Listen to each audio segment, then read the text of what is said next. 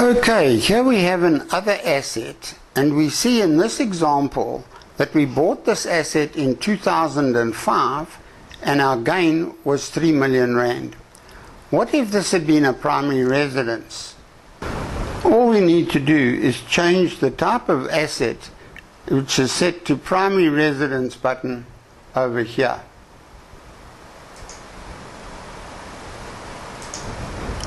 We can immediately see that the amount going towards capital gains tax has dropped from 3 million to 1 million. This, of course, is because the profit on a primary residence sale qualifies for a 2 million rand exemption. If the selling price was less than 2 million rand, then CGT does not apply at all, and this is an important thing to remember.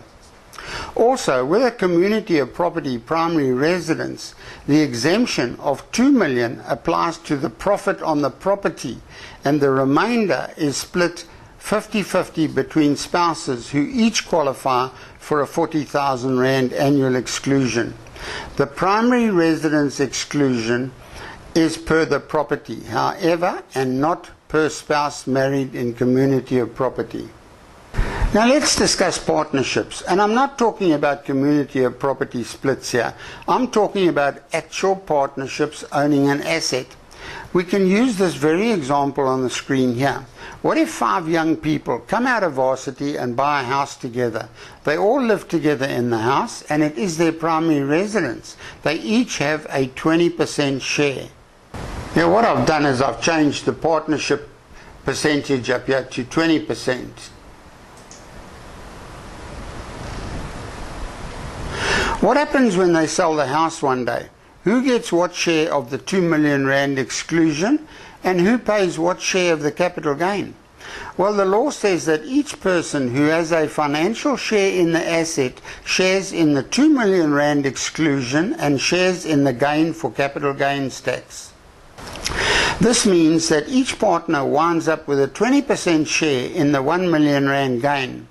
If this partner we're concerned with here was married in community of property, then his 200,000 rand gain amount would be split between him and his wife equally.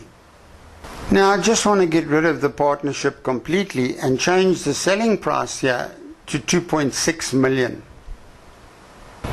Okay, we have no gain because of the 2 million rand exemption on the profit of a primary residence. The profit is only 600,000 rand in this case, and the 2 million rand exemptions means there's nothing in the profit to go for capital gains tax. I just want to draw your attention to this field here where we can enter the size of the property. I'm going to enter a size of 3 hectares and see what happens to the gain. Suddenly we have a gain of 200,000 rand. Why? Well, the law regarding the 2 million rand exemption on the profit of a primary residence says the 2 million rand primary residence exclusion applies to so much of the property as does not exceed 2 hectares. Because this property was 3 hectares in size, that means 200,000 rand profit per hectare. The 2 million rand exemption applies to the profit on the first and the second hectare, but the 200,000 rand profit on the third hectare stands on its own and is liable for capital gains tax. The same laws apply to primary residence with regard to determining the base cost. I've changed a few figures here. We bought this primary residence for 1 million rand in August 2001 and had it valued at 1.2 million on the valuation date. This 1.2 million becomes our base cost, and so the profit of 5.8 million becomes 3.8 million after the 2 million rand primary residence exemption. I've removed the valuation.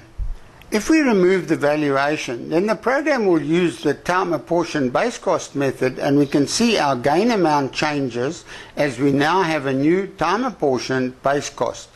There's one final method SARS uses to determine the base cost in cases where you cannot prove when you acquired the asset or what you paid for it.